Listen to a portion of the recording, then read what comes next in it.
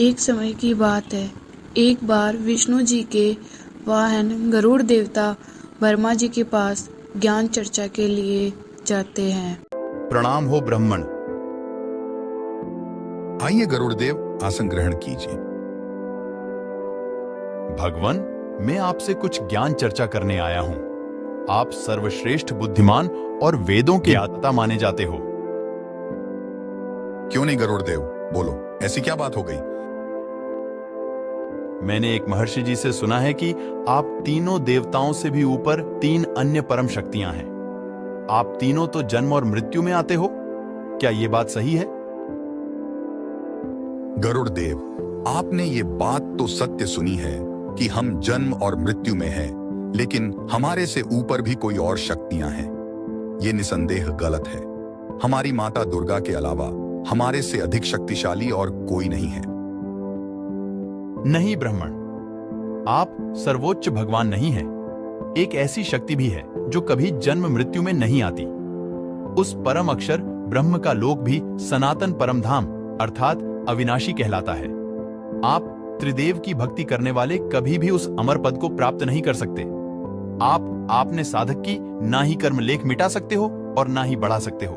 जबकि अर्ग्वेद के मंडल 10 सूक्त 161 मंत्र 2 के अनुसार वह परमात्मा अपने रोगी साधक की अगर आयु भी समाप्त हो गई हो तो उसे धर्मराज से छुड़वाकर नवजीवन प्रदान कर सकता है।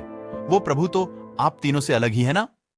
ब्रह्मा जी को वेदों का ज्ञान तो था, लेकिन उन्हें न तो उस परम शक्ति का ज्ञान था और न ही कभी ऐसा सुना था। सृष्टि में त्रिदेव ही पूज्य थे, इसलिए उन्हें गरुड़ देवता की बातें चुभ रही थी। बस करो गरुड़देव, तुम्हारी बुद्धि एक पक्षी के तुल्य ही रहेगी। तुम्हें तो कोई भी मूर्ख बना जाता है। चलो, हम सर्वशक्तिमान हैं या कोई और, इसका निर्णय आज कर ही लेते हैं। ब्रह्मा जी ने विष्णु जी तथा शिव जी को बुला लिया।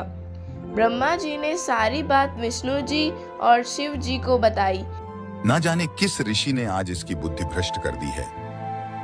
वे दोनों भी गरुड़ देवता से शुद्ध हो गए। हमारे इस प्रकार विवाद से कोई निर्णय नहीं होगा जब तक कि हम किसी संपूर्ण ज्ञानी से हमारा समाधान ना करवा लें। हम सभी को यह ज्ञान होना आवश्यक है कि आखिर इस सृष्टि का रचनहार कौन है। सभी ने निर्णय किया कि वे माता दुर्गा से ही अपना समाधान करवा लेते हैं। सभी माँ दुर्गा के पास पहुँचे। माता जी, आज ये गरुड़देव न जाने किन की बातों में उलझ गए हैं। इसका कहना है कि हम तीनों से भी अन्य परमेश्वर हैं, जो एकमात्र अविनाशी है। हाँ पुत्रों, गरुड़ देवता सही कह रहे हैं। आप तीनों सर्वशक्तिमान नहीं हैं। परमेश्वर तो अन्य ही है। आप तो मेरी ही कोख से उत्पन्न हुए हो, जबकि वह पूर्ण परमेश्वर हम सबका रचयिता और अजन्मा है। लेकिन उसको जानना और पाना असंभव है। आपको यह भ्रम है कि आप ही सब कुछ है। आपकी आयु तो उस पूर्ण भ्रम के सामने एक पल भी नहीं है। ना सुनकर सभी वापस आ गए, लेकिन अभिमानवश अपनी हार नहीं मान रहे थे। ऐसी कोई परम शक्ति होना असंभव है। अगर कोई ईश्वर होता तो हमारे से छुपकर क्यों बैठा है? हमारे से सीधा मिलना चाहिए। गरुड़ देवता वहां से चले आए और परमात्मा कबीर साहिब के पास आ गए।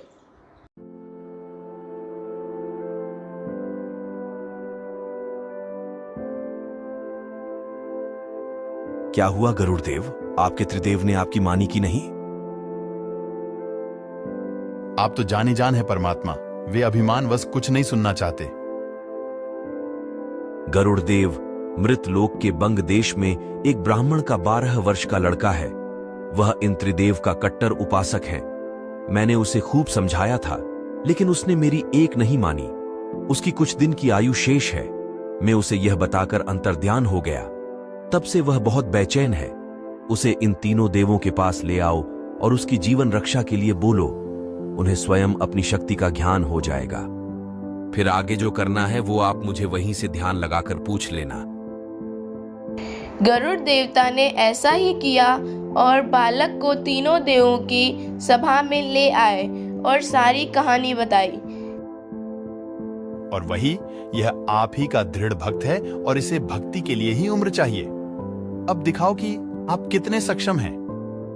तीनों देवताओं ने निर्णय लिया कि इसे धर्मराज के पास लेकर चलते हैं। धर्मराज ही सबका लेखा रखता है और वही इसकी उम्र में बदलाव करेंगे। सभी धर्मराज के लोक में पहुंचे। हम आपसे एक विनती करना चाहते हैं। पहले ये बताइए कि इस बालक की उम्र कितनी बची है?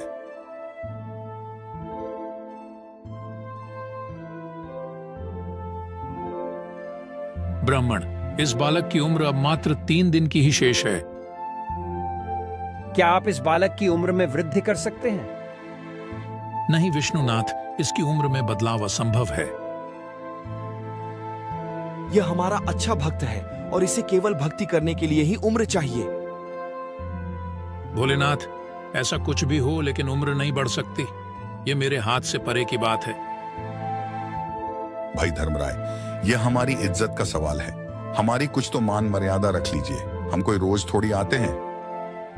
क्षमा करो ब्राह्मण, मैं ऐसा करने में असमर्थ हूं। हाँ, एक उपाय है। अगर आप अपनी उम्र में से इसे देना चाहे तो मैं इसकी उम्र बदल सकता हूं। इसकी उम्र में बदलाव कौन कर सकता है उसे तो मैं भी नहीं जानता, लेकिन वह है पूर्ण शक्ति युक्त प्रभु।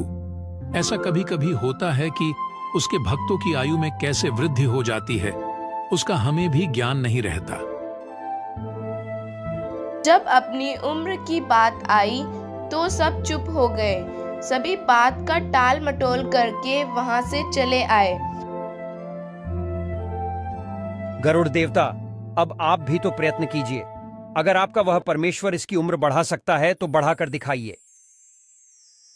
ठीक है, अब मैं प्रयत्न करके देखता हूं कि मेरा भगवान इसे बचा पाता है कि नहीं। गरुड़ देवता ने परमेश्वर का ध्यान लगाकर पूछा कि भगवान अब आगे क्या करना है।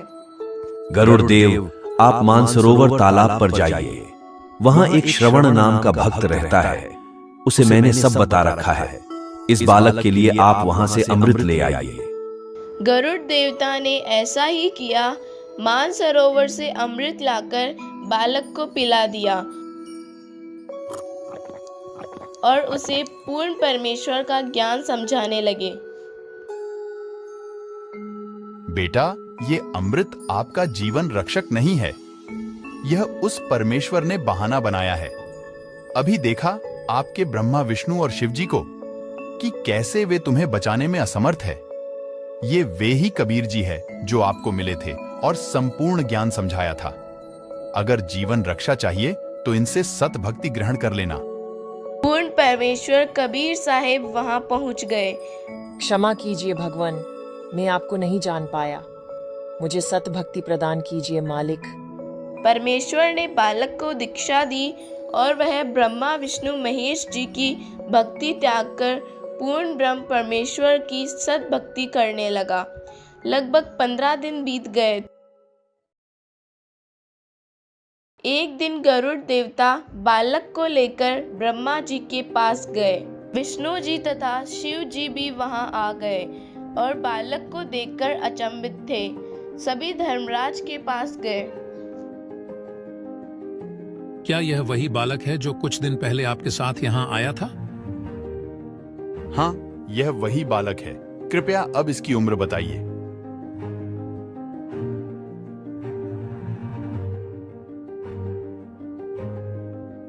इसकी उम्र तो बहुत ज्यादा लिखी है। इसकी मौत अब आस पास भी नहीं है। ऐसा तो ऊपर से आदेश आने पर ही बदलता है। यह किसी सामान्य के बस की बात नहीं है। ऐसा तो कभी कभी ही होता है। यह उसी पूर्ण परमेश्वर का करिश्मा है।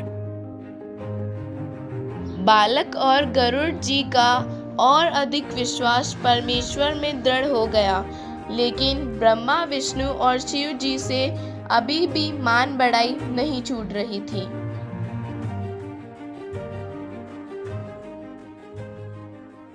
ये अनमोल ज्ञान जगत गुरु तत्वदर्शी संत रामपाल जी महाराज के सत्संगों का अंश मात्र है। संपूर्ण आध्यात्मिक ज्ञान के लिए सुनिए संत रामपाल जी महाराज के मंगल प्रवचन। आप संत रामपाल जी महाराज जी के मंगल प्रवचन संत रामपाल जी महाराज एप्लीकेशन पर भी सुन सकते हैं। तथा उनके द्वारा लिखी पुस्तकें भी डाउनलोड कर सकते हैं।